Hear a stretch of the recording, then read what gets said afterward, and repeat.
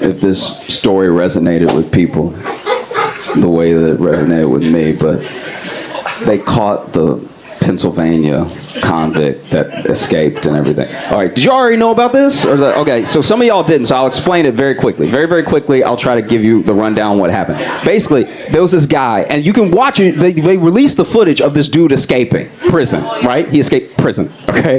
So then this dude walks up. I should also mention, when I saw the escape, I was rooting for him to be like a burglar or like you know what I mean? Like something that you could bank rob or something you could really get in the story. Turns out he's a murderer. So I was like, please find him immediately. Please, please, please. He is killed. He is a killer, all right? And the worst part about him being a killer is he little. So he is a little killer, and that is the scariest type of killer. Bro, you are big. If you stood up to kill me, I'd be like, that makes sense. I'm getting killed by a man right now. You know what I mean? Like if a big man goes to kill, that looks like what he want to do anyway. Like if you a big dude and you kill, that all makes sense. But if you a little killer, if you just walking, I'm like that's...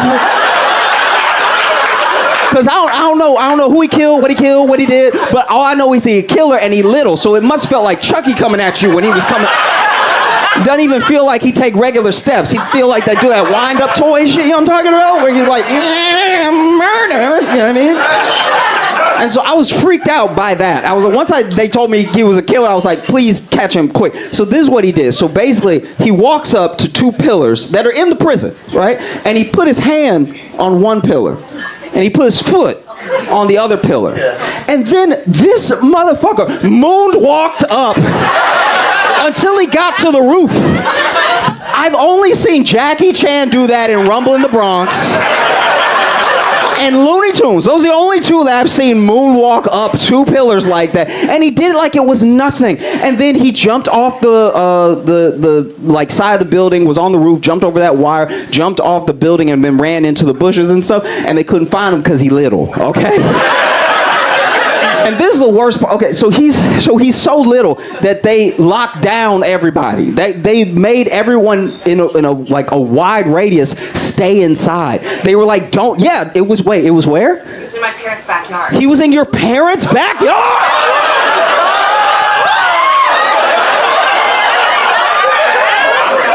Ooh, okay, all right. So I'm gonna tell them the rest of the story, and then I gotta, no, okay. So I'm gonna tell, so then, okay. All right, so then this motherfucker is out, right? And so then they lock everybody down in a radius because they don't want anybody to leave the house because he's so little, they don't know where he could be. So he's so little that he could be under sinks. He could be in cabinets. They have no idea where this man could be. They were like, don't go outside. Don't go for your little run because when you come back in, he could be in your pants leg. He is just that little. This man is tiny as hell, all right? He's so little. Stay where you are. And they even locked down school, and a lot of people were upset and didn't understand why they did that, but I did. I got it immediately. He little. All he needs is a backpack, and he one of the kids. Now he's even harder to find. Is he under a sink? Is he in home economics class? Like, where is it? So then, all right. So then this is as far as I know and what I saw, but I'm going to get a little bit more confirmation in a second. So then the way that they found him was also hilarious because then they found him, right? And they were using this like infrared to track where he could be because they knew he was in the woods, and him being in the woods makes the story even funnier. I'm not gonna lie, because him being in the woods like a Keebler elf, just like a little murdery, like you know what I mean. So then they get the infrared. Then they find a pattern that they think is him. Then they release the like manhunt dogs, right? And so I'm not a cop. I don't really know what goes into it, but from what I've heard, this might be bad information. I'm just telling you what I heard, all right? The manhunt dogs aren't like the drug dogs. These dogs only get to go out to do manhunt stuff. So if they not on manhunt, they bored, right? So then they release these dogs. These dogs could not be happier. These dogs were out like, yes!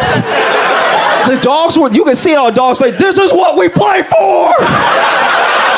This was the Super Bowl for those dogs, right? They were like, yeah! And so then the dog, like one of the dogs caught him, right? And they caught him. Like the dog got him, but got him. Like got him on the head. And the dog biting his whole head is just a testament to how little he is. Like,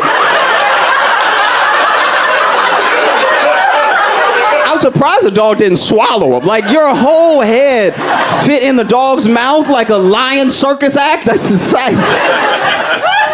He was in your parents' backyard. So, okay, and for a little while? Or, like, how long was he in? And when he was in the backyard, was he just in between two blades of grass? Like, how did y'all not?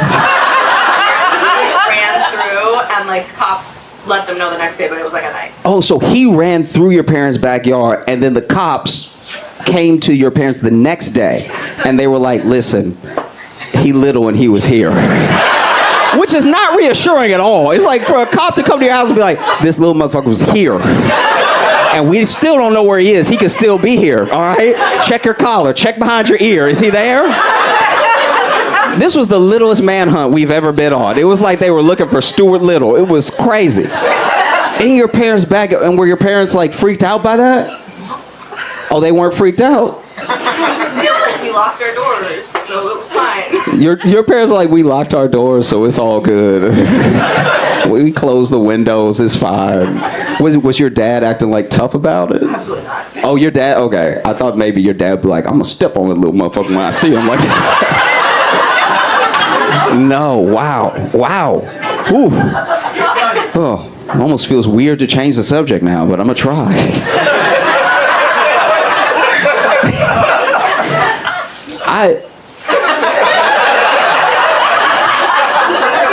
I know. What do I do now? So, look.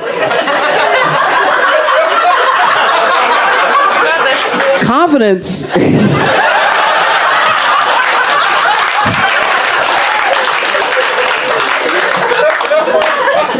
Confidence is not a meritocracy. One of the things that hurts men in their lives more than anything is not having confidence. And some men have so much confidence, and it's like completely unearned. You're like, where did it come from? Did it fall out of the sky and hit them? Was it like an asteroid? Where did they get this confidence? I'll give you an example. This happened last night, right? I was on a walk, right? I just got some ice cream, a little sorbet, okay? I'm on my walk, I'm enjoying my strawberry sorbet, and I see next to me two beautiful, like truly, truly beautiful women, right? And we're all about to cross the street. And then, as I was looking over at them, past them, I saw one of the raggiest dudes I've ever seen in my entire life, right? And he was on a bike, but it looked like a city bike, but it looked like it used to be a city bike. You know what I mean? You know, like when a city bike really been through it to where even city bike is like, you can keep this one. We don't. Like it looked decommissioned. Like it's like it wasn't even blue anymore. It was just busted looking. And he on the bike, right? And so then it wasn't. I mean, maybe it wasn't even a city bike because it had a chain on. Anyway, so he's riding the bike, okay, and he rides up to where the three of us are standing, and he immediately shoots his shot with these two women. I've never had broke bike shooting my shot confidence. And two women who look done up. Like they look like they just got, like it must be one of their birthdays or something. They look incredible. And he rolled up and he did the thing where he tried to slow down and he wanted to swerve on him. You could tell he wanted to swerve, but he couldn't get the handlebars of the right position. So you know, he wanted to be like he wanted to like, you know what I mean? He wanted to like flip on him. But instead he was just like, how y'all doing, ladies? How y'all doing? And so all three of us turned. I don't know why I turned. Like, but all three of us turned. Like, and then he just proceeded to lay it on thick. He's like, how you doing? Y'all looking good tonight? And it's like, it was one of those things where I was like, where is it coming from? But then I thought to myself, I'm like, the place that misplaced confidence really comes from is it's a numbers game. Every man knows that it's a numbers game. And you have to remove your emotions from it because he knows in his head, if they say no to him, that literally just makes sense. So we can only go up from here. You wonder why raggedy dudes try it on with you? It's because they know you should say no. On the off chance you having a bad night, your confidence fucked up, you don't really have hope, and you say yes, that's my night. And so they at first they were going to ignore him, but then they saw that the light wasn't turning because we still had 20 seconds on this other one. So we knew it was going to be 20 seconds. So he's like, how y'all doing? Everything good? You want to hang out? What y'all doing later and everything? And then they were like, oh, no, we're good. Thank you so much and everything. And then he was like, all right, I mean, you missing out when you're not hanging out with Leroy. He said his name in the third person. Like, that's the confidence. Anyway, so then he's like, you're missing out if you're not out with Leroy. And then he went to like start up again, and you could tell you want to do the like when you're on a bike and you try to really get one going so you get high on it so you can really come down. So he tried to get high on it, and right then the chain broke, and so the chain broke on the bike, and then he just, without saying a word, just sort of got off the bike and started walking the bike away. He was like, all right, y'all missing out, but all right.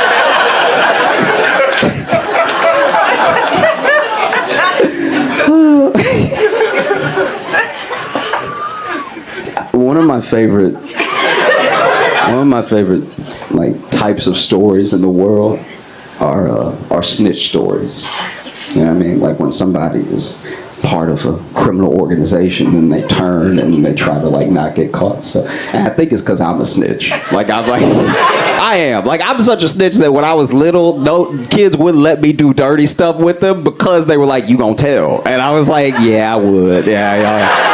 You're not even wrong. I really would. I would panic. I'd tell everybody. I'd tell everybody everything. I'd probably tell them stuff that didn't even happen. I'm telling them just to make the story feel full. My favorite snitch story of all time was this guy was in a gang, and he got caught on some unrelated stuff, and then he turned state's evidence. Right? So then he started working with police, became a confidential informant, and was giving them everything on the gang as an enterprise.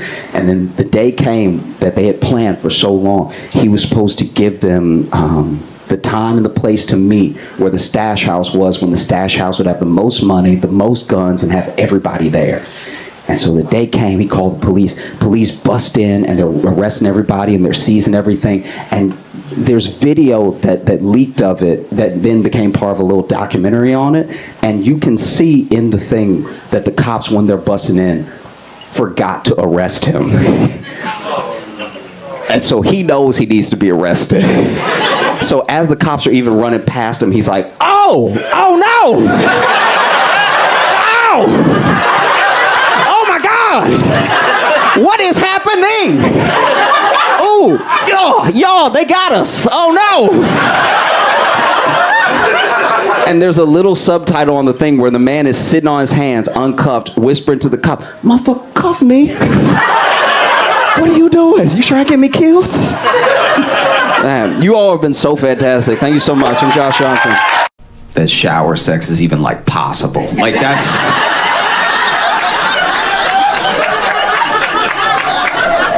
What are we doing? Who are we trying to impress? It's us. We know what we're capable of. And we know exactly how slippery a tub is. Trying to have shower sex is right up there with trying to have sex on tightrope. You just over here.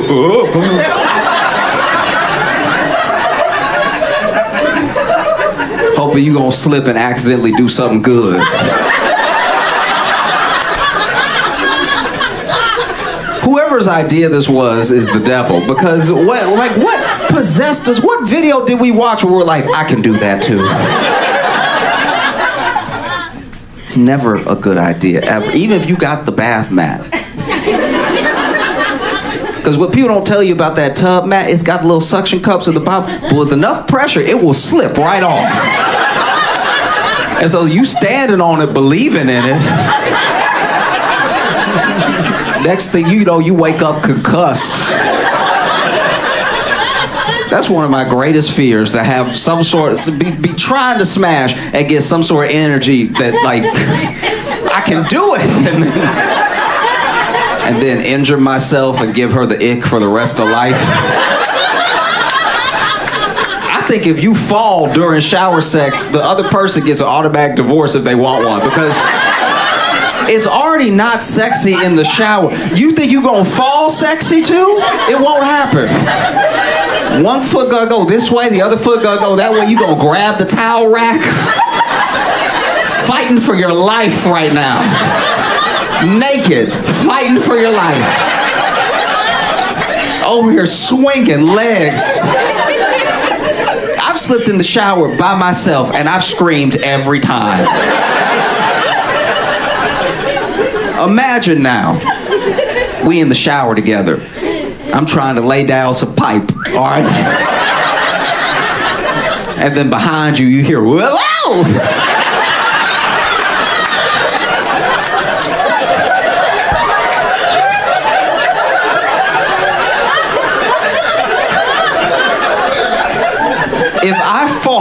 If I fall during shower sex, I better die.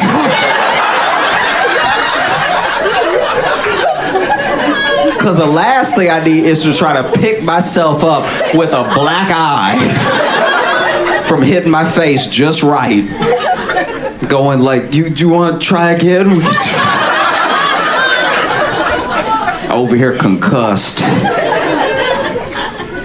There's certain things we gotta stop, we gotta let go of. You know? We'd be happier for it.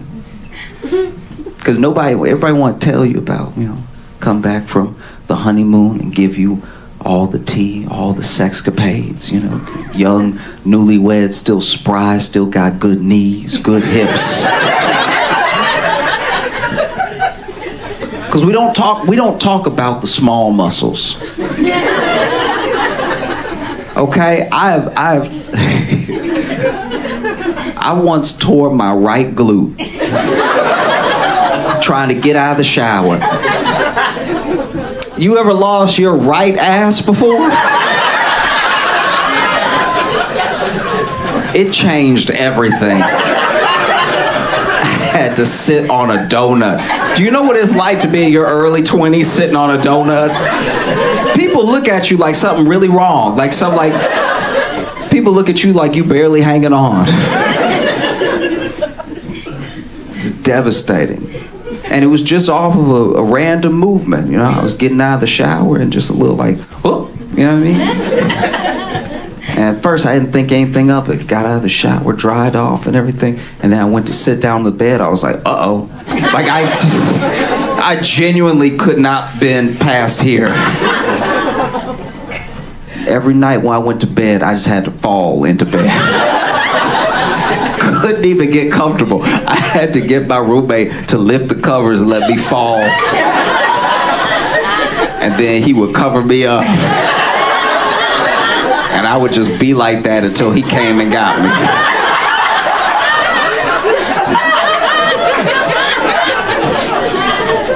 These were horrible circumstances.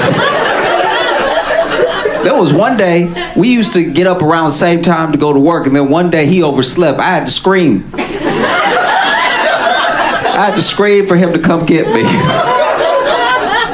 This man waking up, realize he late. I hear him in the other room, oh shit, and then grabbing. I hear all the movements, I hear all the clamoring. He's putting his clothes on and everything, and I'm like, hey, hey. Heard the door close. I was like, guess I got to call in today.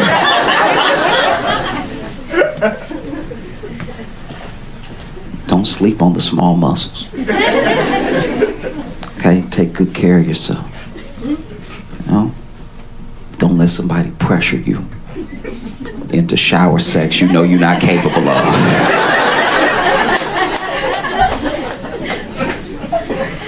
It'll even happen where maybe somebody texting, maybe doing a little sexting, right? I like to keep my sexting grounded. Let's not talk about stuff we know is never gonna happen. If you bring up shower sex to me while we are sexting, I will block you. I have no problem doing it. What a weird thing to stand on.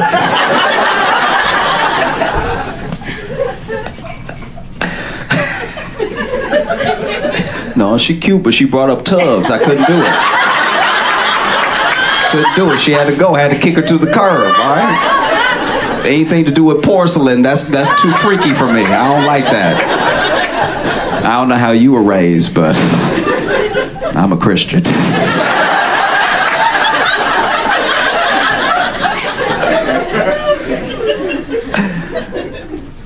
Do y'all know like a scary kid? Like you can't bring it up because they're like your friend's kid, but you don't want to be left alone with them. Because as soon as everybody leave the room, they look at you, but they can't just look at you. They look at you with their whole body. My friend, okay, so I have a friend who he had a kid, like what, 6, 7 years ago. This kid's gotta be, about 6 or 7. And anytime I go over to their house, kid will be playing or something. And now it's at least at the point that the kid can play video games or something like that. But even when he was just playing with blocks and stuff, my friend would like leave the room to go get something. And then the kid would just look at me, but he wouldn't just look at me with his eyes, he'd look at me with his whole body. He would just turn like, eh. And I was like...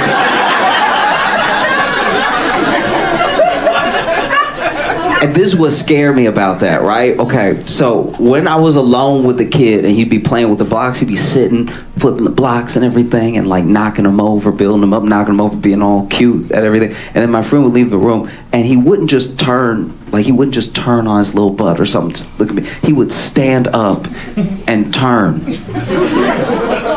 But then when his parents came back in, he'd sit back down like he didn't know how to stand. And that was very freaky. Because I would tell them, I'm like, hey, is he like standing up and running around and stuff? And they're like, not yet.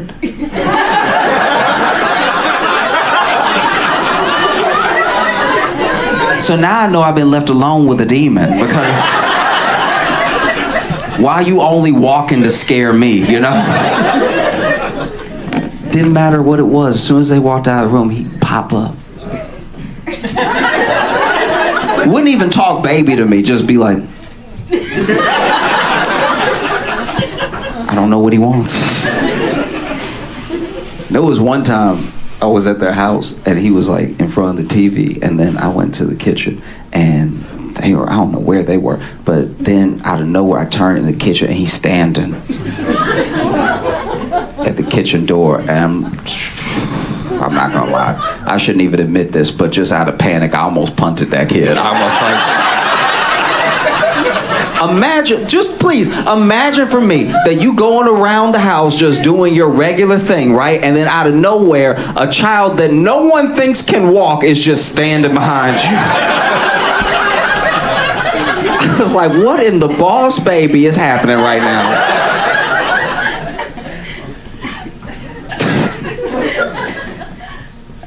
I'm very excited to see Dune 2, because I think it's going to be a phenomenal movie. A lot of people like Dune, and I haven't heard anyone who saw Dune 2 have a bad thing to say about it. And I know it's a good movie because it's a good story. And I know it's a good story because growing up, it was the only time that I ever saw a dumb kid with a thick book. Dune is very thick. And they were always a bookmark deep into that book. Deeper than you can get in the Bible. Like the Dune might have more pages now that I think about it. And they would always finish it. I'm like, this must be an incredible story, As adults, I think that we see the world in an objective way, because we're old enough now to have enough discernment to pull information in and decide how we feel about it, right? But I don't think that we see the world objectively, because I think by the time you're an adult, it's not that it's too late, but just too much has happened. You got too many biases, you have so much trauma, you have a lens you see the world through. That's why the only people who I think see the world the way it is are kids. Because they don't have all those filters, there's no like veil yet. That's why they take things so literally. They'll be like, that's what you said, that must be what it is, right? Like when I was growing up, when I was learning to read, I was in class with a kid who misunderstood the meaning of sound it out, right? So instead of going ch, ch, ch, ch, ch, ch, ch, ch, chair, right? He would go Ooh.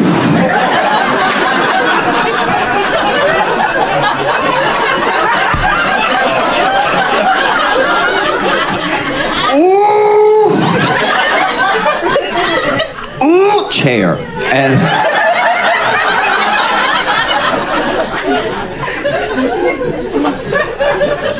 And that kid finished Dune. All right.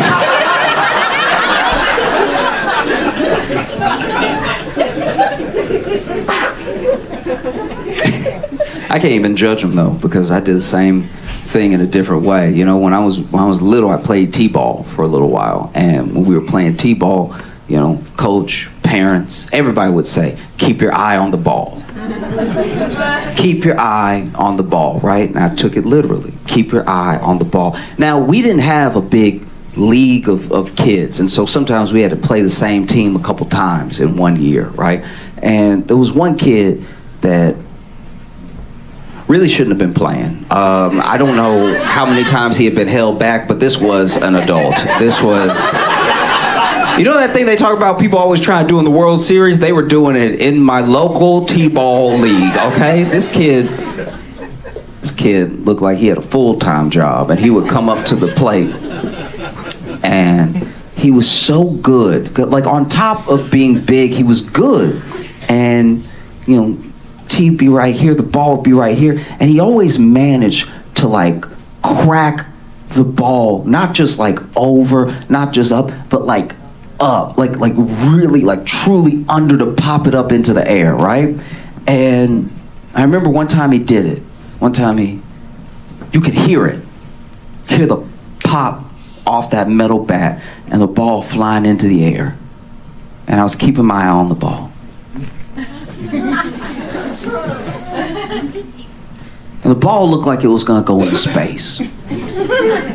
It got hard to keep my eye on the ball for a second, because like the clouds are white, the ball is white, and the ball is in the clouds. And then it starts to come down a little bit. I'm like, oh, I see it, okay. And I keep my eye on the ball. And then it's getting closer. But I keep my eye on the ball. And then it gets so close, I'm a little concerned, but like my coaches and my parents have been telling me, I keep my eye on the ball. And then the ball is in my eye. No one ever said catch the ball. They said keep your eye on the ball was the most important thing, and that's what I did. So then I crash to the ground, and he gets a home run because I'm laying next to the ball. This is a beautiful, beautiful time of year. This is my favorite time of year because it's so fresh. I could do anything. I could really be anybody so far, you know? And by January 10th, I'm like, I'm me. Never mind, I had a lot of plans, but a week and a half. It's so early in the year, it's almost weird if you've already had a bad day. You know what I mean? But this is New York, so you know somebody has. I was on a bus on January 2nd and just heard a guy go, fuck, just to himself. I don't know what was going on in his life. But January 2nd, he was like, it's over. That's a wrap. Oh, it's crazy. I also love this time of year because it's the last little bit of runoff where you're still trying to return Christmas presents, like the bad ones. Like you on the phone with customer service, like, no, I have the receipt, please. Like it's... And this is the thing, a lot of people give gifts and everything, but they don't know if they gave a good gift to the person, especially if they don't know them well, right? And my thing is, this is how you tell if it's a good gift in this present day we live in. If you didn't get a gift for someone from a store that was looted in 2020, that's not a good gift, I'm not gonna lie. Do you know what I mean? It's a very easy metric now because, look, I'm just saying, everything's free when we looting. And there are brands that know that they didn't get touched. Like, honestly, if I was a shop owner, I would be embarrassed if I showed up the morning after a riot and I get to my store, Nike store ransacked, Louis Vuitton store unrecognizable, and then my store pristine. Not even broken glass. I'd be like, I gotta hang it up. I didn't know it would be like this. Can I burn it down and say it was part of the riot? Cause this is a shame. I remember that was a very specific time. This is my favorite thing about any riot that happened in the U.S. in 2020. There were some stores that boarded up that really didn't need to bother. Like, nobody talks about that, but there are a couple places that were like, oh, we gotta batten down the hatches. Like, no, you really don't. I promise. Nobody is checking for you. Okay. There were brands that were feeling themselves. Like, I don't know if you remember this, but you can look this up. This is a real thing that happened in 2020 during the protests. There were Sweet Greens that boarded up in preparation. Sweet Green. I want to meet the person who made the decision. I want to meet the person who was like, all right, it might get crazy out here in Seattle. And you know it when it gets crazy. You know what niggas love is arugula. So we got to hold it down, all right? Got to protect the inventory, okay?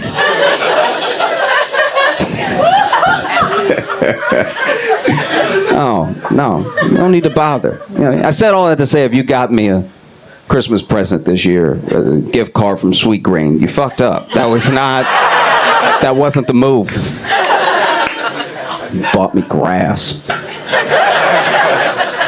Oh. Have y'all been watching that Squid Game show? Yeah. Okay, if you haven't watched it, then genuinely, I'm begging you, don't watch it. Okay, if you don't know what Squid Game is as a show, Squid Game, the show is a Korean drama. All right, it's probably one of the best TV shows that we have that fully encapsulates the idea of capitalism and what we do to each other when we're lacking, when we have need, and when there's literal money floating over our heads, the links that will go, right? And even the show becoming a show is a Cinderella story because the guy that wrote it, he pitched it around the world for 10 years and nobody wanted it. Finally, Netflix bought it. They put it up on their platform. It became an international sensation. There's games, there's toys, there's everything. And then they made the game show, which is weird. That's pretty odd, because that means they also watched the show and they saw what a commentary was on the human psyche when it comes to money, when it comes to access and everything. And then they were like, yeah.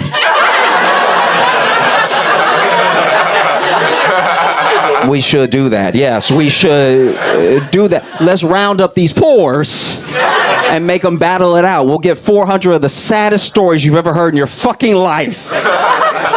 It's insane. And this is the other reason that I'm begging you not to watch it. Okay? In the show Squid Game, the Korean drama, when you lose, you die. In the game show, when you lose, a pack goes off. It explodes on you. And it's black. It's not red. It's ink. Squid Game. Very clever. And it explodes. But they still make the people fall like they died. And it feels like they test running killing a person in front of us. Do you know what I mean? Because when I was watching the show, the first person lost and then they fell. And I was like, that's a little dramatic. All right. And then 12 more people fell. And I was like, wait, are they really killing people on my TV right now? Because if they are, I don't know what I'm going to do about that. Because they already shot the show and I'm at home. But can we make sure that for season 2, they don't kill anybody? Because I'm going to finish the show. It's compelling. But it's just a weird thing. I don't know. It's very unsettling because they make all these people tell the saddest parts of their life and they cut to them in the show and you know they're not going to win. Why are you telling me this is a physical American Idol? Why are you telling me the sad story and you know they're not going to get far? That's terrible. It would be a dude with the biggest tearjerker you could ever imagine. He's like, I'm just want to bring money back home for my cousin. He's got cancer herpes and he doesn't have a real house. He got half a house, so I want to pay for him to finish his house because he get rained on anytime it rains sideways a little bit, and so I just want to have a full roof for him to be under, not half a roof, because he really got like half an umbrella over his head right now. And so I just want to do something nice for him because he donated a bunch of his bones to orphans, and so he already didn't have a good life to begin with. And then they zoom out of the person playing the game and you see he's the shortest man that's ever lived. You're like, he's not gonna get far at all. Physical limitations alone. Why are you getting me attached to his story? Or even worse, they'll interview like a smart woman, and you'll be like, they not gonna let her get far at all. She gonna slip up and say a big word in front of them, and the dumbs are gonna jump on her.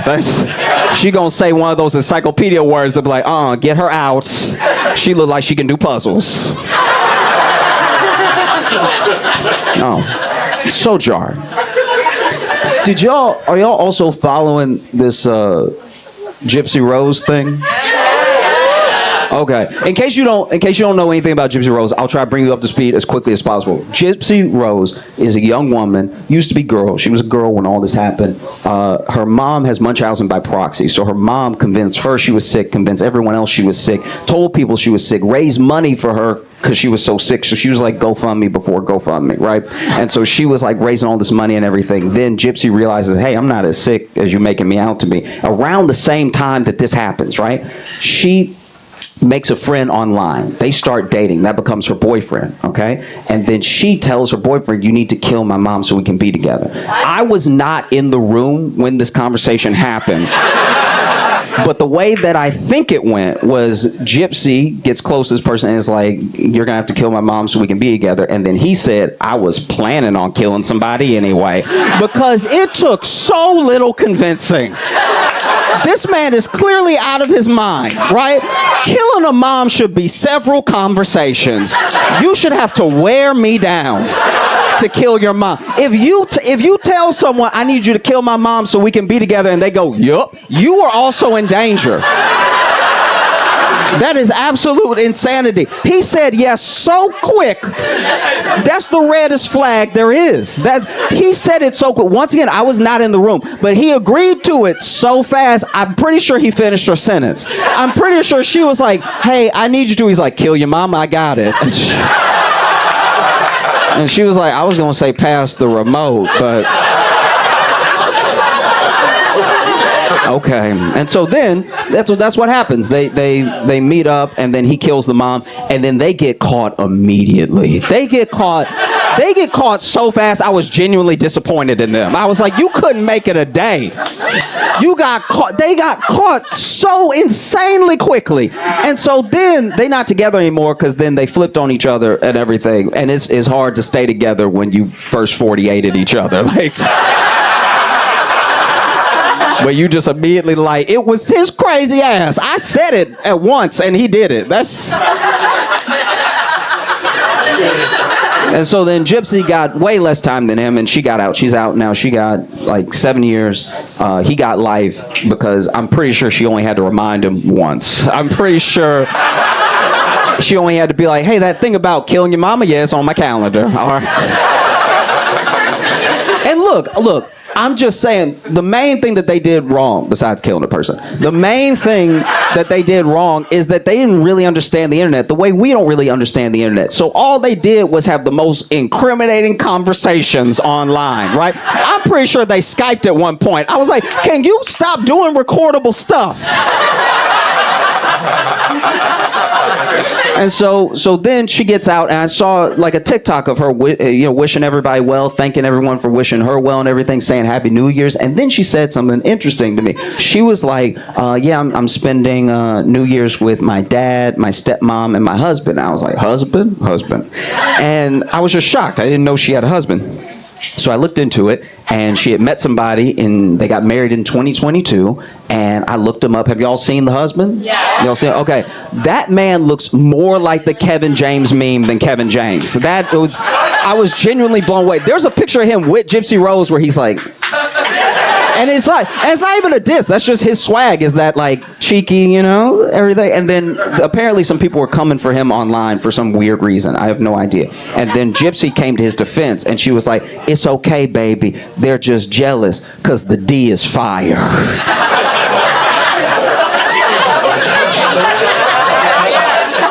You know what? I'm glad you had a happy ending. I'm glad you're okay.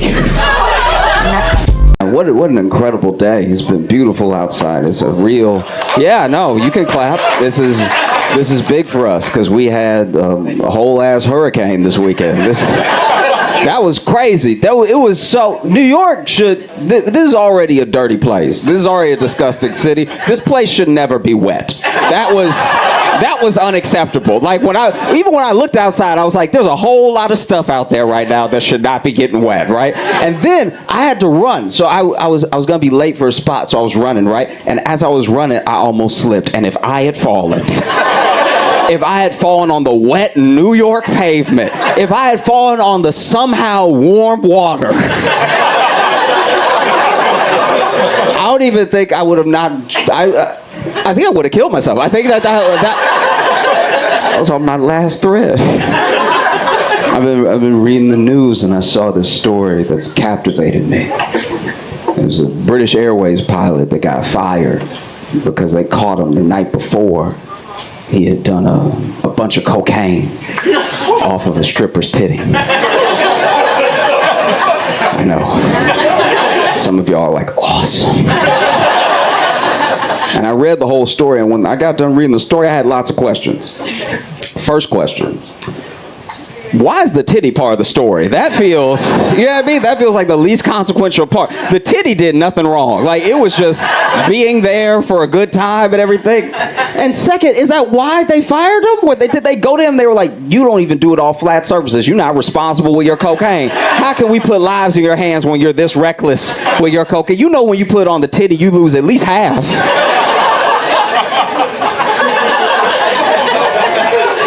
Third question that it brought up for me.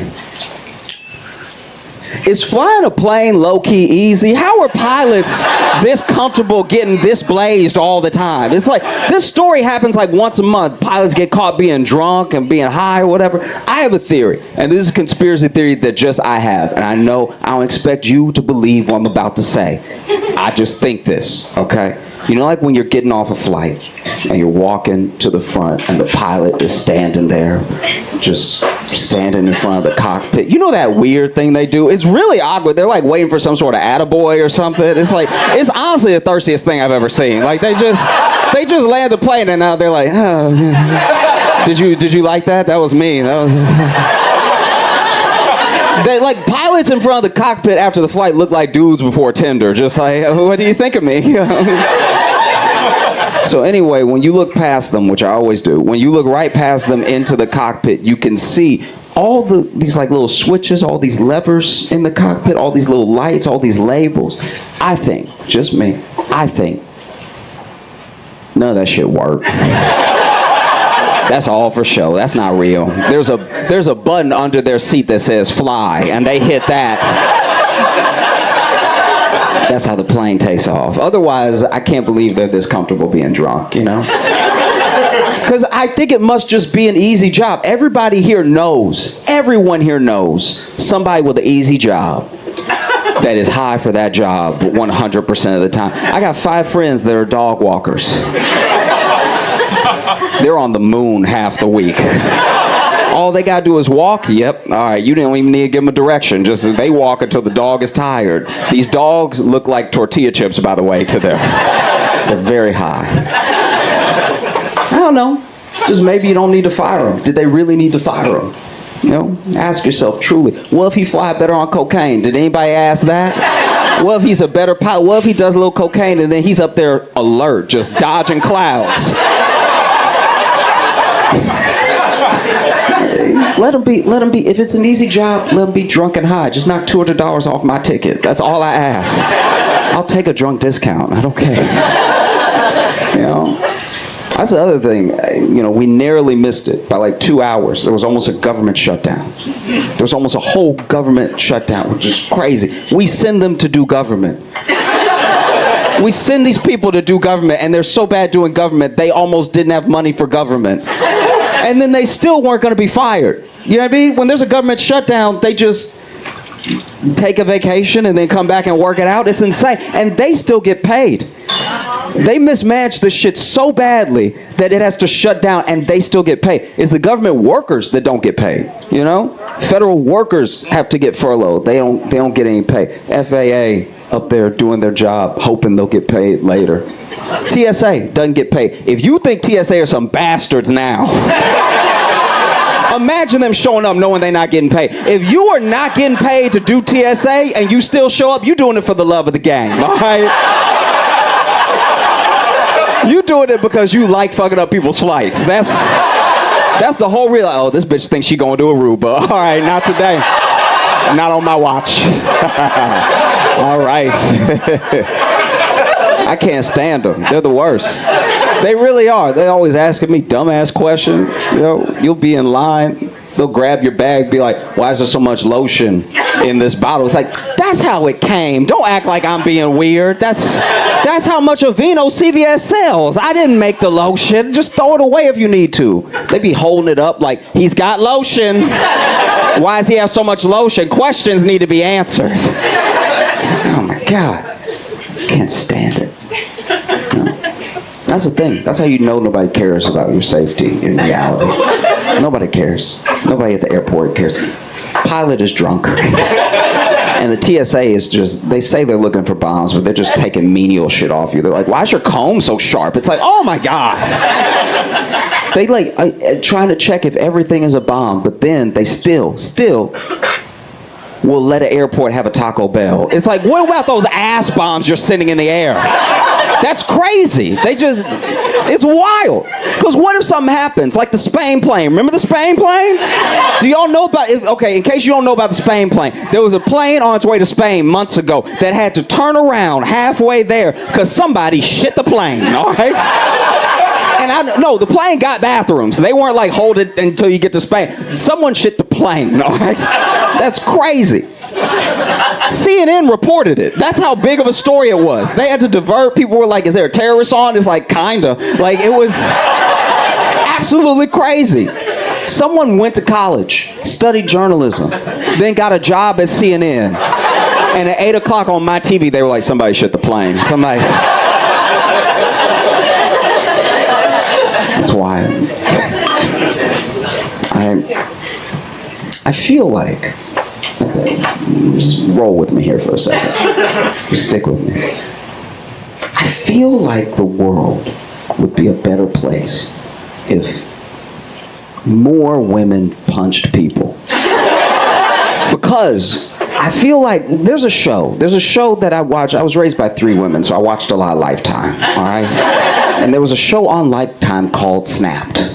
If you haven't heard of it, it's a show about women killing their husbands, all right? And just so you know, there's 28 seasons, so women have been cooking, okay? Anyway, I bring all this up because I watch a lot of Snap because I was raised by these 3 women, always watching Lifetime. So then I'm watching and I'm just looking for all the men's mistakes. Just like, all right, good to know. But honestly, a lot of the episodes, if y'all have watched the show, the day they kill the husband, sometimes he didn't do anything that day. You know what I mean? He was just like, hey, babe, where's the... Just a couple punches and this whole shit could have been avoided. You know what I mean? Just letting it build up. It's not good. You know? I'm very worried too. I worry about the economy more and more every day. Not just because I'm getting older and I finally have started to understand it, like genuinely. Like a lot of this does not make sense. Like a lot of what we're doing. I know we all watch The Big Short and everything, but like this is actually bad what's happening. Like, I know the economy is getting worse and worse because more and more of my Uber drivers have been white. And this is terrifying, all right? Is the economy in shambles? What's happening? Do you know the terror that goes through my heart when I open up Uber and it says Spencer will be there in 3 minutes? I'm like, nuh-uh. Whatever happened to him is happening to me next week, all right? This is very bad. And the worst part about having a white Uber driver is their honesty. You know, because I'm a jovial guy. I get in the car and I'm like, hey, how's it going? You know, white Uber driver tell you the truth. They will. They'll let it all out. You know what I mean? Hey, how's it going? She took everything. Like, oh, yo. I did not know. I remember the first time it happened. I'll never forget my first white Uber driver. Tyler. I got in the car, I was like, hey man, how's it going? He's like, obviously not fucking well. I'm like, okay, whoops, my bad. You all been great, thank you so much. I'm Josh Johnson. I don't know if y'all saw this demure thing that's taken off.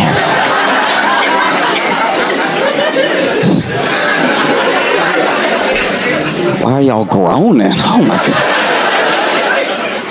In case you don't know what it is, in case you haven't been alive for the past couple weeks, demure is this one TikTok started this whole thing. It's not like a whole group of people. It's not like somebody super famous already said something. There's this one TikTok by this creator named Jules LeBron that was just sort of getting ready for work and said, you know, look at how I'm dressed. Very demure, very mindful. And demure and mindful have like really taken off. They've really become this big thing. People are talking about how I'm demure, I'm mindful and everything. People have made all these response, TikToks do it and stuff.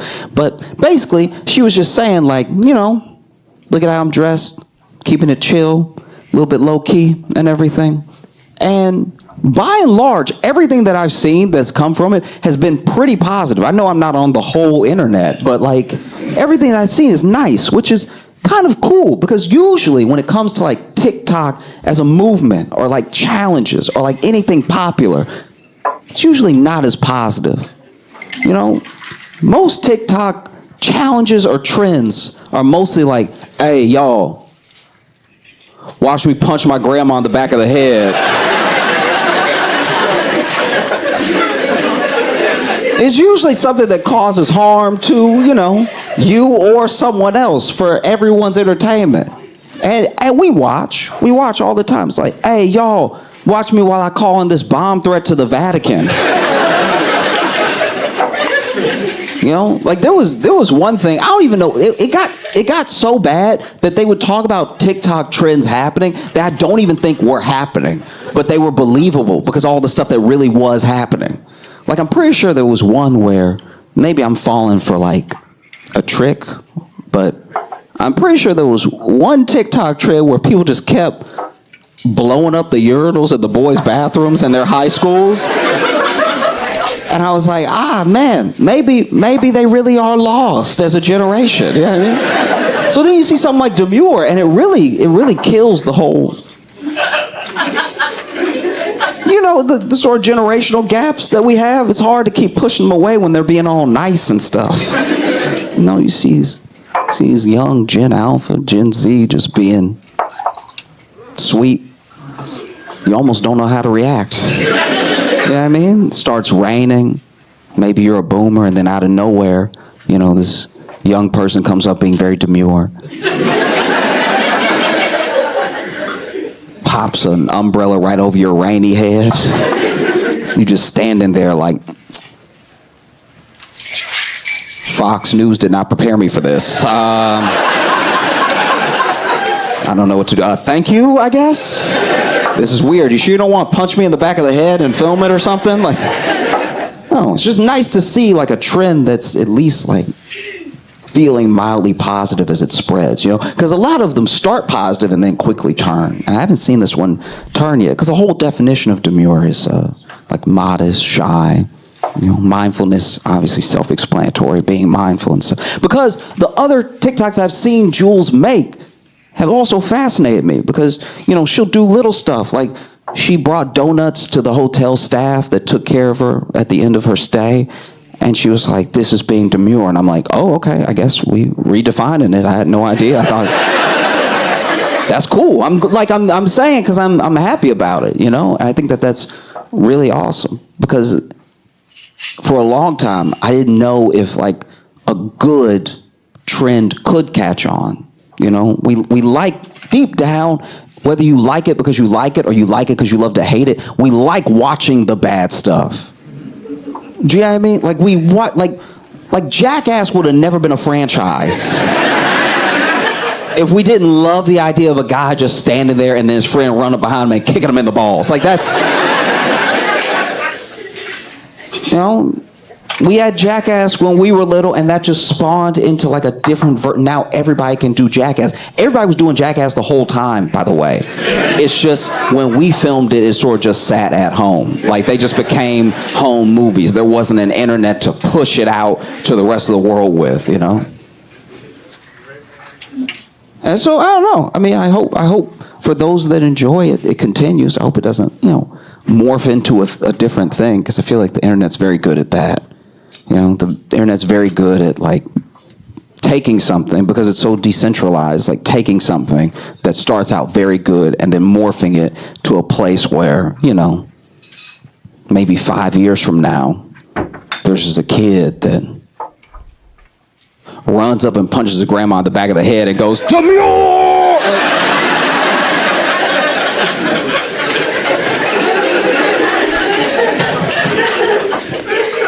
Nah, but I hope it doesn't happen. I took an improv class when I lived in Chicago with a kid who was Buddhist, right? And he was Buddhist in a way that was very sincere. He wasn't like that. You know how sometimes when you go off to college or something and you meet someone who's like hardcore Buddhist, but they're like a white dude with dreads that's always trying to bang, you know what I mean? It's like, I'm like, no, I don't know if you following really. I think that you just wear the beads. I think you're disingenuous. You're just trying to use it to lower some walls, you know what I mean? How could I be bad? I summered into bed. You know what I mean? Kind of has those vibes. But my friend who I met is the person that truly fascinated me, because he was someone who had a lot of joy, and a sincere joy. Not like, you know how there are people that you meet sometimes that are full of joy, but you can tell the joy is because everything's going right now. It's very circumstantial joy, right? It's like lottery winning joy, where it's like, guys, of course. He had a nice joy that wasn't swayed one way or the other by like little things happening, Because the circumstantial joy I'm talking about, it gets knocked over with a feather, right?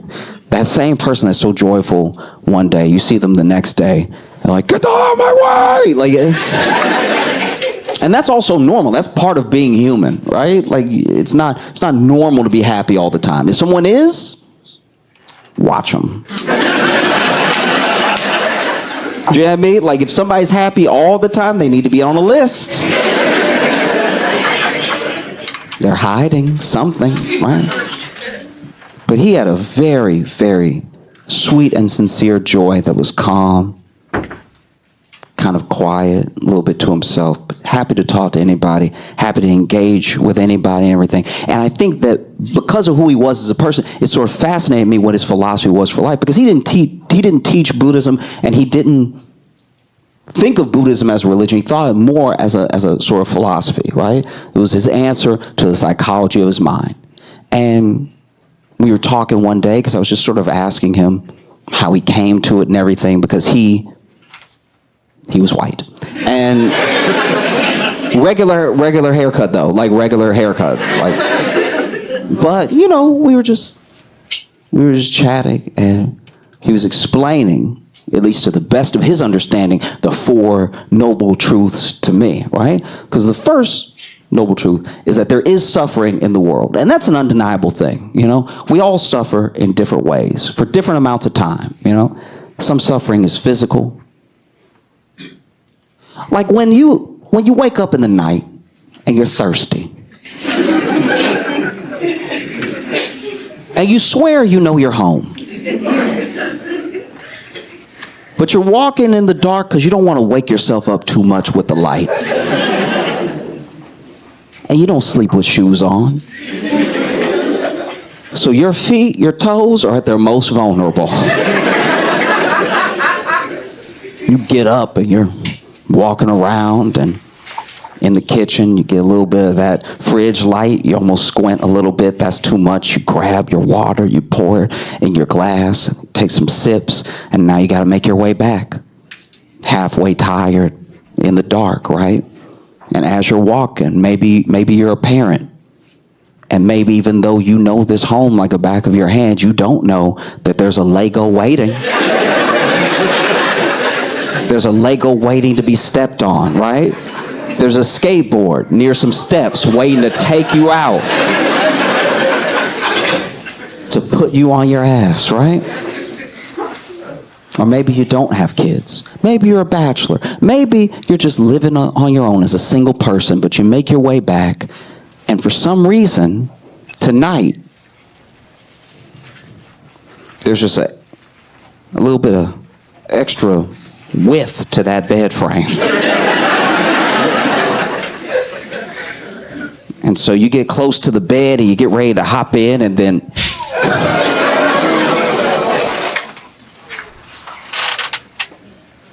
and so you suffer.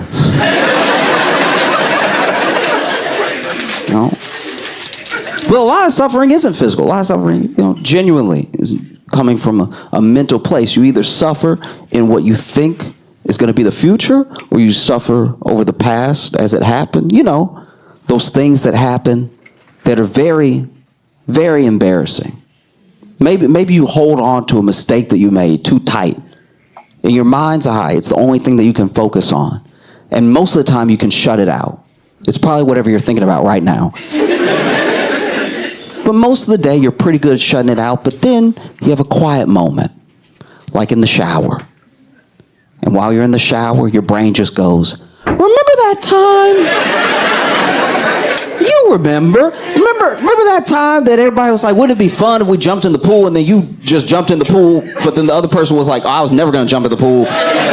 So then you were just out here in the pool by yourself, and you can't swim. So then you were hoping that everybody jumping in would just mean that everyone floated a little bit higher or something. And so now you're like fighting to get to the top of the water, and then people, you can hear them be like, is he drowning? Like that. It was like a question, because you flailing so hard that everyone's like, is he drowning? And then you're like, what? These are supposed to be my friends. Why aren't they jumping in the water and help me? Do we not want to jump in the water so bad? We just want to talk about jumping in the water that no one's going to come save me right now. And so you're flailing, and then finally you just hear somebody at the party, one of your friends say, yo, stand up.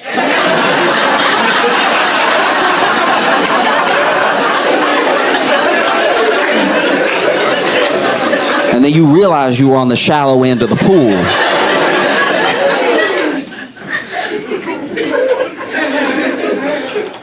So there's a suffering. And then, there's a suffering for the things that you think are going to happen in the future, right? Things that haven't even happened yet. Usually, it's us, because of our imagination. We're one of the only, look, this is us saying it, but as far as scientists know, we are one of the only species that has real imagination in that way. So we're some of the only things on planet Earth suffering in that particular way, right? Most things are living in the moment, right? But we're the only ones putting things onto the future that haven't even happened yet. Like, let's say you're in a relationship. And you love this person, but y'all fight from time to time. And you fight, but you love each other, and maybe it's been a long time. You've been together for a long time, so you know them. You know them deeply. You know them in a fundamental way where no one else knows them, right? So then sometimes when something happens, you can tell we're probably going to have a fight. We're probably going to have a fight because I know them, and I know what happened, and I know how they react to things. I know how I react to things, so we're probably going to have an argument, right? So then maybe you're driving home, maybe you're taking the train, maybe you're on the bus, but wherever you are, because you know there's about to be a fight, you decide to have the first fight. The first fight is in your head because you're practicing, right? Like, the first fight is you just sort of shadow boxing, right? You do it too. That's not my fault, right? Like, you just...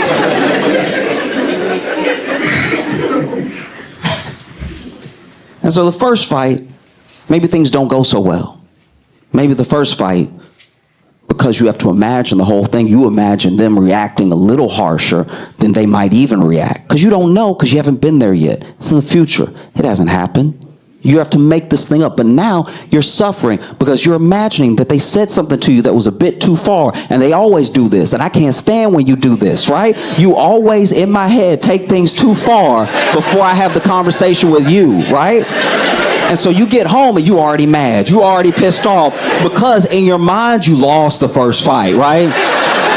So now when we have the first fight, I'm remembering the first fight. So now I got to get my get back from losing that first fight because they had such good logic in my head when I was fighting them before that I came ready. I'm already ready to plug up all the holes in my own argument, right? And so then, you start fighting, and then you start the fight by being like, why are you yelling? And then you realize you're yelling, and you're like, why am I yelling right now? And it's because you had a fight already. You had suffering you didn't even need to have. There was no reason, right? And then there's the second noble truth. The second noble truth is that there is a cause to the suffering. People, we don't just have to suffer endlessly for no reason, right? There is a cause. This is where the concept of karma comes from and everything. Because if you understand the suffering and you understand the cause, you can end it. Right? It can be over, Like I have a friend who I love very much. And he has a lot of love to give. But he keeps, because he can't understand the cause, he keeps getting his heart broken. Because he keeps... Okay. He keeps getting his heart broken because he keeps trying... It's going to sound however it sounds, but he keeps trying to save young ladies who do not like him, but do enjoy dinner, right? Do you know what I mean? Like at a certain amount of dates, I'm like, yeah, dog, I think if she liked you, she would call you sometimes. Because he's a lover, but it's I don't know if he's thinking about why he keeps feeling this way. And if it keeps happening, if the same thing keeps happening with different people who don't know each other, maybe there's a cause. And maybe the cause is something you're doing. Maybe the suffering can end.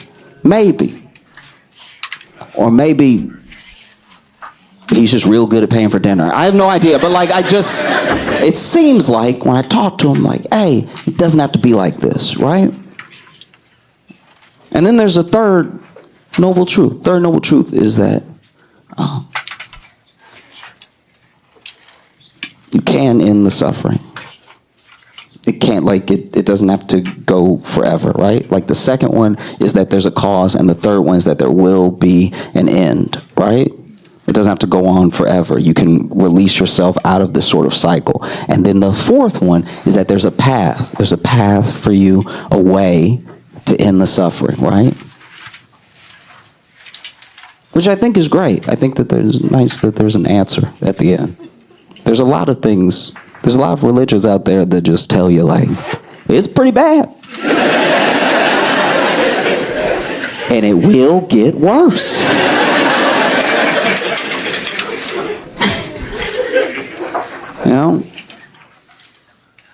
There are some Buddhist monks, right? There's some Buddhist monks in Thailand.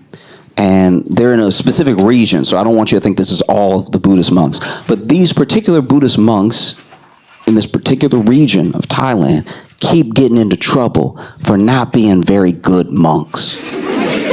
Because when you think of a monk, it's unfair, but you think of a monk the same way you think of a nun. You think of someone who has dedicated their entire life, their finances, their physical self, their spiritual well-being to the cause of whatever religion or philosophy that they've taken up, right? And that doesn't make them perfect, but it does make them seem like someone who is going to be holy or be grounded, whatever the thing is, right?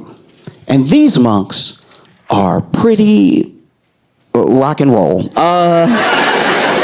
These monks are going ham, okay?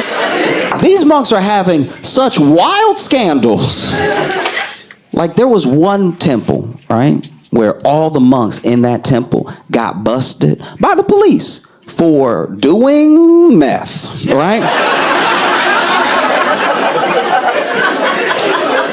And it's hard to conceptualize a methy monk, right? Because you usually think of them as calm and still, but you can't be on meth.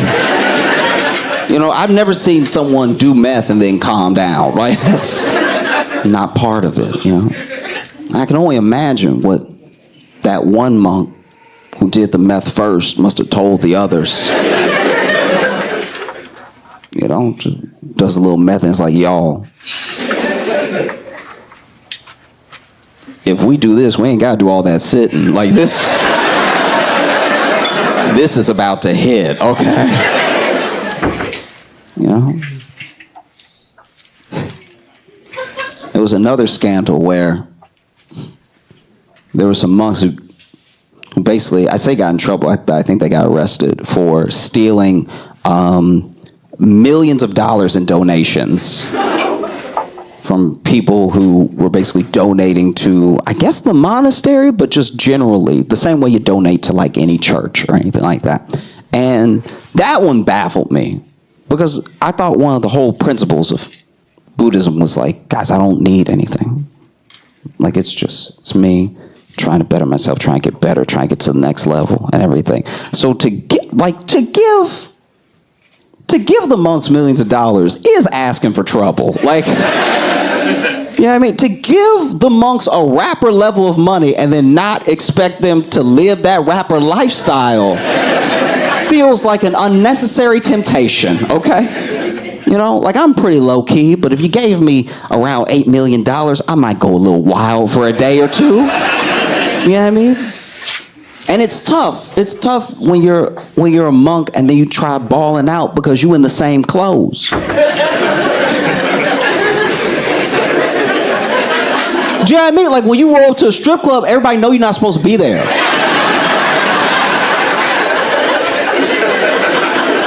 Like you throwing it up and making it rain, and then everybody's like, where's it even coming from? Does the robe have pockets? No. There have even been some monks that got in trouble for straight up violence, right? Which is terrible and terrifying. But I will say, as a monk, if somebody messing with you, you do kind of have the element of surprise. Because they're sure nothing's gonna happen, right? Like you just poking a monk and poking a monk and poking a monk, and then they just hit you with that bladdow. You know? And I guess it's just wild that for such I'll call it a religion or a lifestyle just for the sake of the argument, but like for such a calm, peaceful, to yourself religion of bringing yourself to the best level that you can, building an understanding of yourself and the people around you, and trying to spread good in the world. It's wild to me that this section of Buddhist monks in Thailand, all they really need is Jules LeBron to teach them how to be demure, to teach them how to be mindful, you know what I mean? You imagine that? You imagine this. There's a monk that's just throwing out money at the strip club and everything, and then Jules is like, not demure, not mindful. My friends had a baby, right? And a lot of my friends are having babies either this year or some of them already had them last year. Basically, since the pandemic, I guess my friends have had a lot of time together.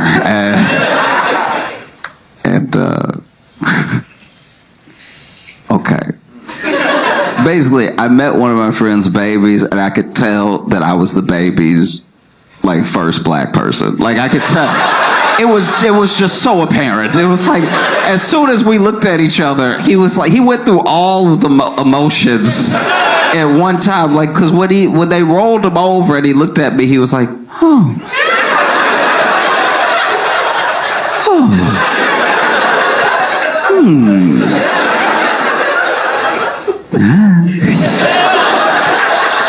You know? And it was an odd feeling. I didn't even bring it up. I could just tell. You know what I mean? Like I could feel it. And look, I'm not even saying it's the baby's fault. The baby got a white family. Hadn't got around to exploring the world yet, you know? I was the baby's first black person, and it made me think about, I don't know if I fully remember the real first time, but I kind of remember what I at least think was me meeting my first white person. It's very important that the day before this happened, I was at like a family picnic, right?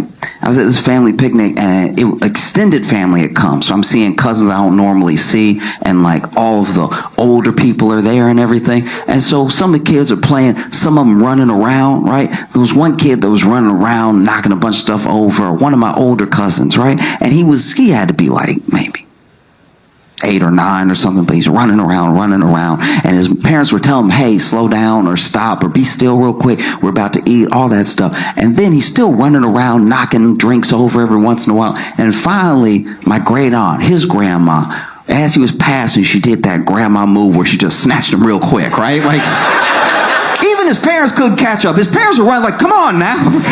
She was like, pow, like it was incredible. She snatched a little arm and stopped him right there. And then she looked at him and he looked at her. And then she said through her teeth, so you know she meant it, right? She was like, if you don't be still, I'm going to slap the black off you.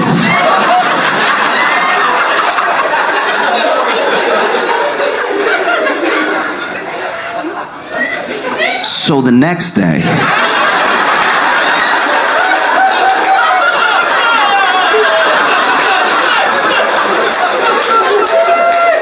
when I met this kid,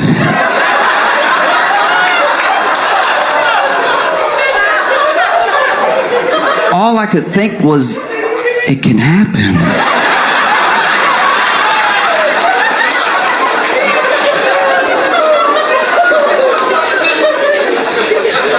Ooh, I gotta be extra nice to him.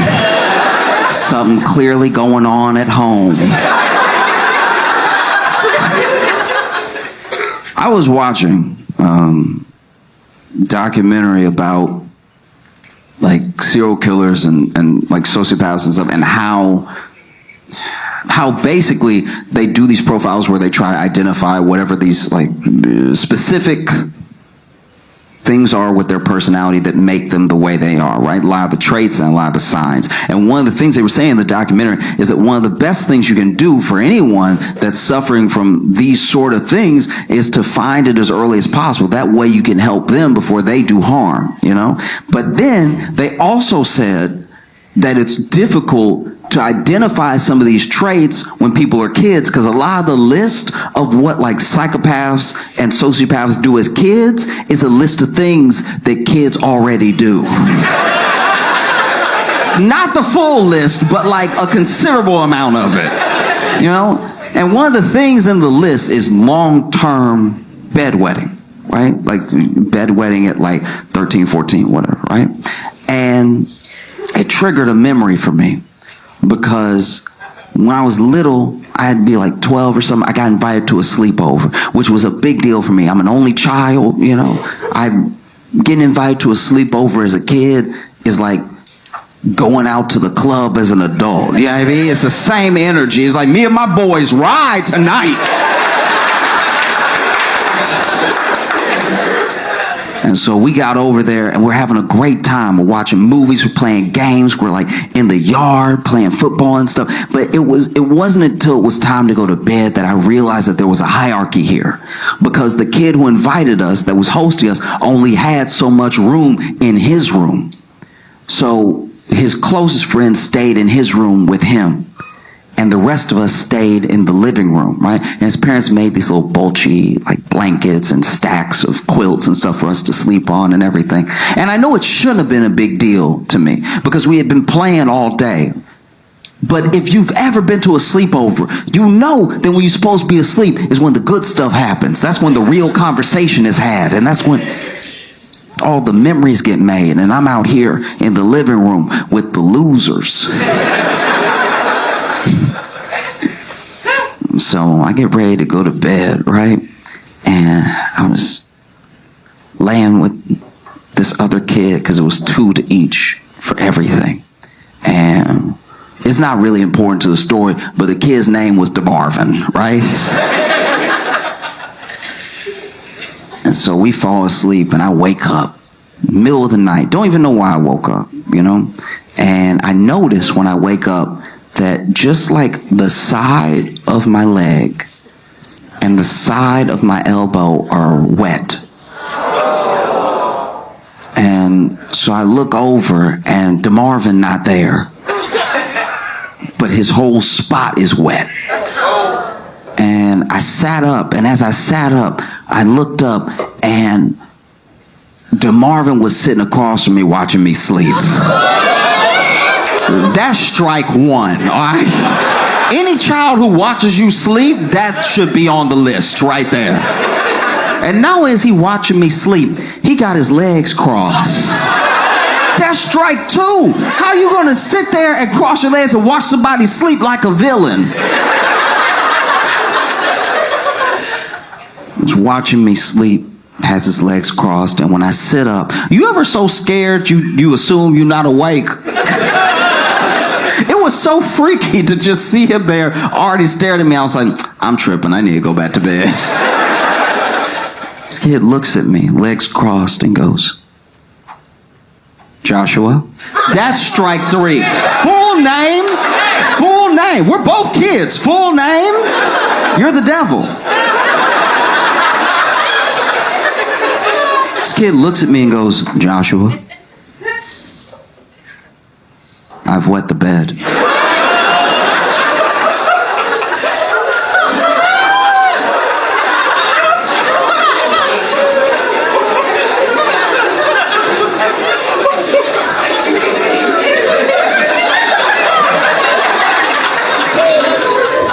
But I'm going to tell everyone it was you. I'm not going to lie. I was like, what? How does that even make sense? Like, I'm the side of my leg is wet. Your whole spot was wet. People saw you sleep here. What are you talking about? You going to tell everybody that I wet the bed? And then he goes from this like crazy intense stare to his face softening. And he's like, do you have a change of clothes? And as soon as he says it, I get it. As soon as that kid says that, I fully understand. Because that's got to be terrifying. You know, you're at a sleepover, maybe you don't get invited to many, and you wet the bed?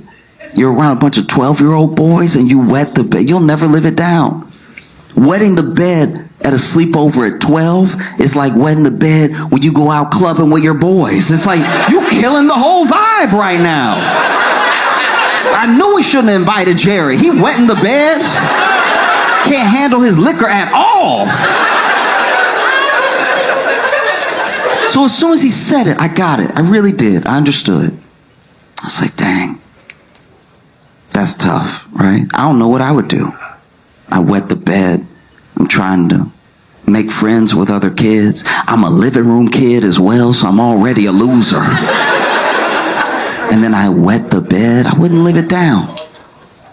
And so I looked at him. I was like, man, I'm sorry. I'm so sorry. I only have the clothes that I have. I don't have any extra clothes. And then he goes, oh, okay. And I don't know where he got it from, but as soon as he said okay, he grabbed a cup of water and he threw it on me, right?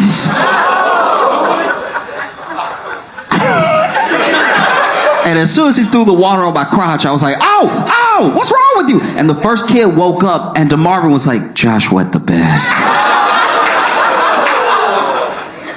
And this is my thing. It would have been so much simpler to wake up in the middle of the night, realize that you wet the bed, go to the kitchen, which I'm assuming he went to, grab a mug, which I'm assuming he did, fill it with water, which he must have had, and then just poured it on me while I was sleeping. That would have been so much easier. I wouldn't have known. I would have woken up and been like, damn, y'all, I'm sorry. I thought I was done with this. I'm killing the vibe right now. It's so much more insane to wake up, realize you wet the bed, sit across from me, wait for me to wake up, staring at me the whole time, crossing your legs, saying my full name, telling me your plan, and then throwing water on me. I don't know where DeMarvin is now. I'm assuming that he's alive and well.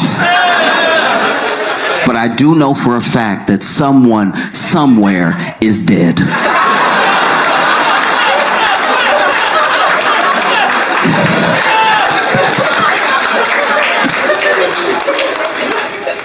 My other friends had kids in like 2022, 2023 and stuff. So then their kids are like at that age where they're like over a year old. They're basically at that age where you keep still saying like months. You know what I'm talking about? Like, nobody can just say like 1.2. I don't know, it's just as accurate, you know what I mean? Don't make me do the math. Because anything past 12, I know 12 months is a year, right? I know 18 months, year and a half. Once you hit me with the 27 months, I'm like...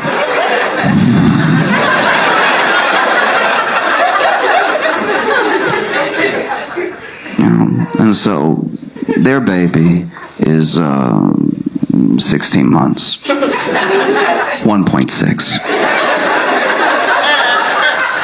And they have a beautiful little boy, right? But it's funny, I didn't even think about this until I was hanging out at their house, you know. When it comes to our nature as people, right?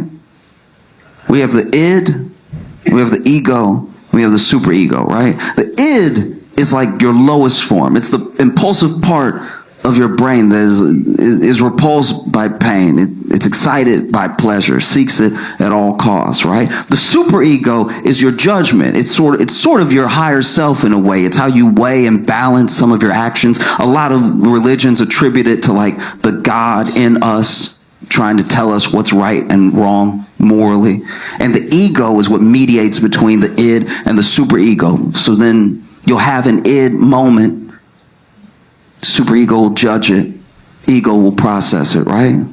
Id is like, I would very much like to sleep with this person. Superego is like, don't do that. That's your friend's wife.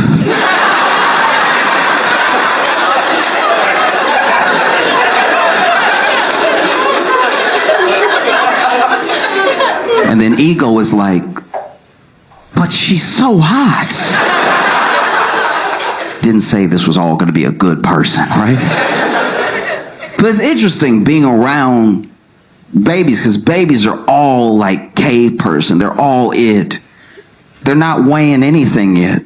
It's just, I would like to do that. I'd like to not do that. They're not thinking about the bigger picture, right? There was one point where my friend sat her baby down in his little seat, right?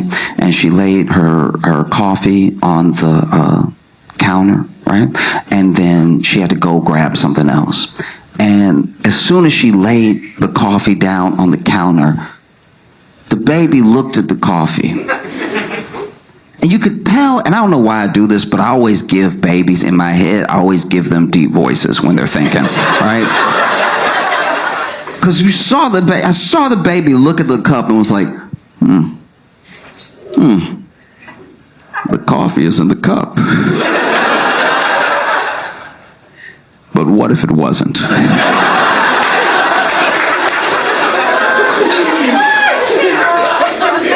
And so then this baby went to knock the cup over, right?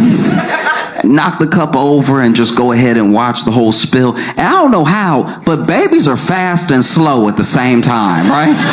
Because so she sat the baby down, walked away. The baby looked at the cup and looked at me. I looked at the cup and looked at the baby. And I swear, as soon as I started moving to stop the baby was like, oh! As soon as we locked eyes, it became an emergency. I gotta get this cup over. I have full legs. I was running at this baby.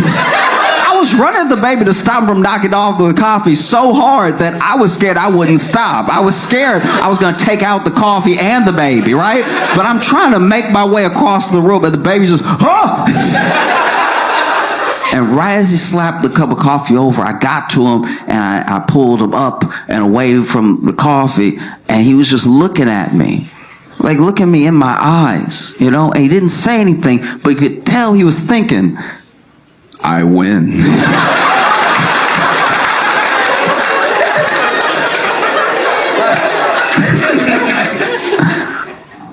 I don't know if y'all saw what's happening in LA, but the Archdiocese in LA just settled for $750 million with the lawsuits of everyone who had claimed abuse while they were patrons of the church. $750 million. I think $800 million when you count in some other stuff. That brings the Catholic Church's total payout to $1.5 billion.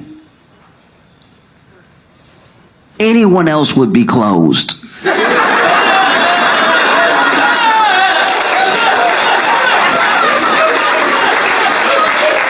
That's so much money. $1.5 billion that you had. You had $1 billion to pay out with. That's crazy, you know? There's no other company I could really think of that could do that much harm and be able to afford the payout. You know? You'd have to be like a gun manufacturer or something.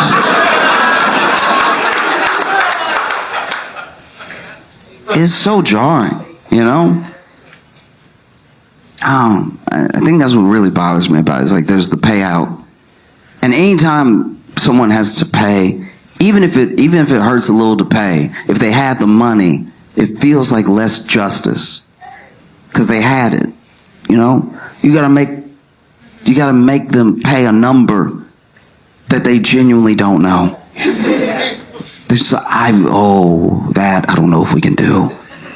Good, that's exactly how much I want. You know, $1.5 billion worth of damage that you also admit you did. You know, this isn't like hush money.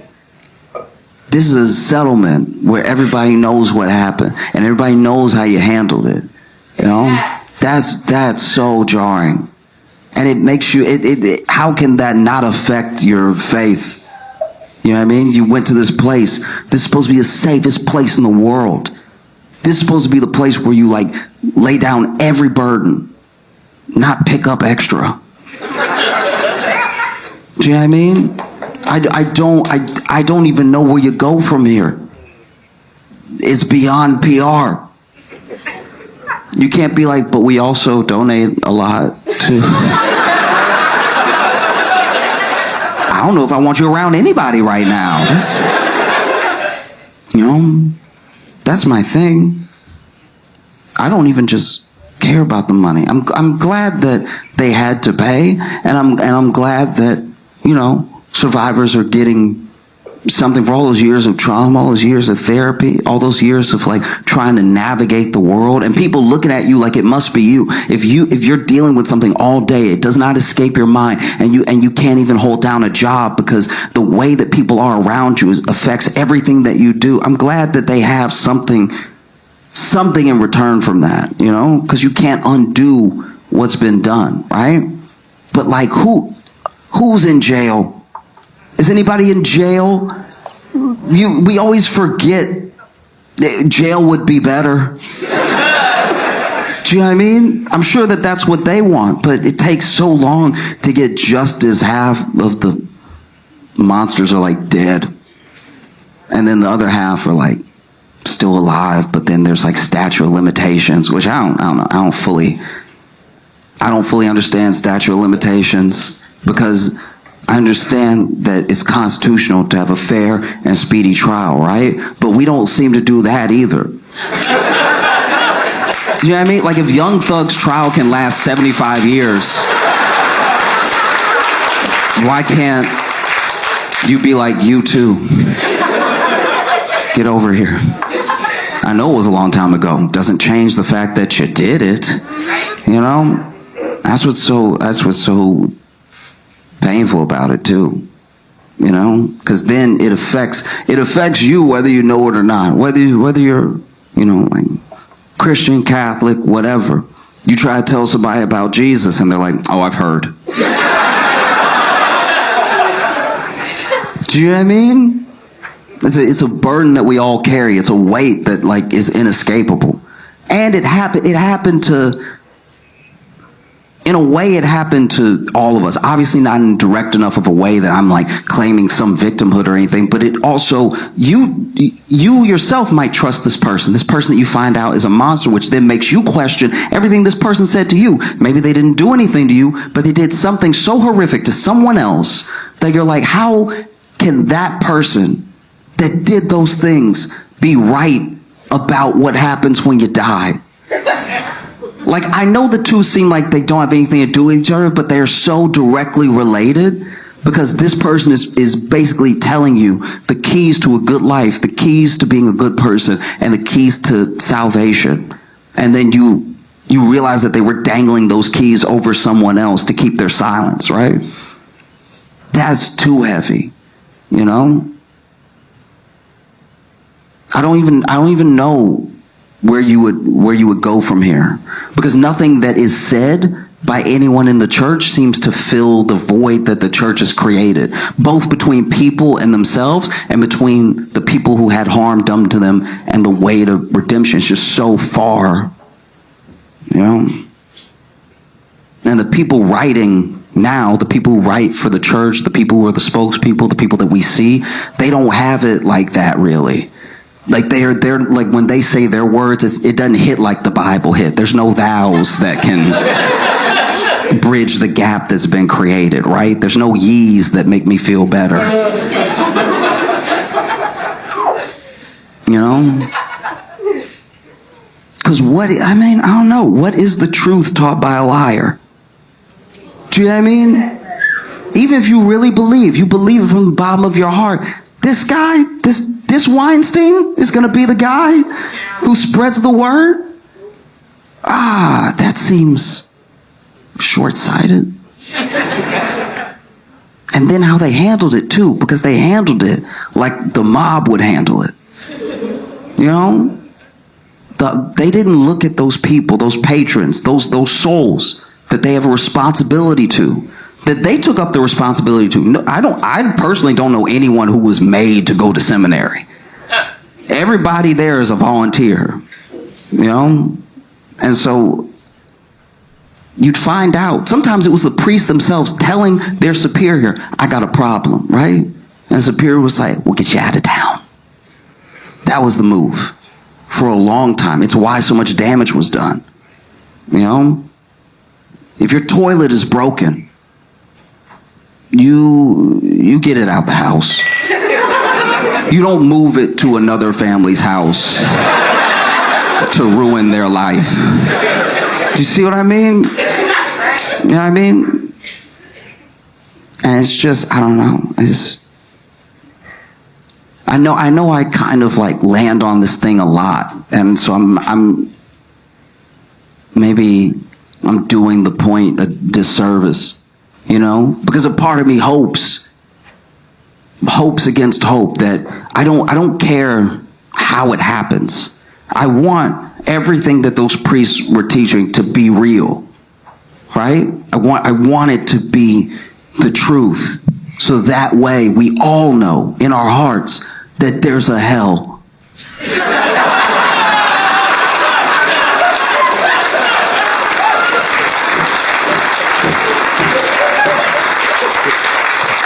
And I know that's like way more fire and brimstone. That's not like the uplifting message or anything, but I don't know. I just feel like it would be nice.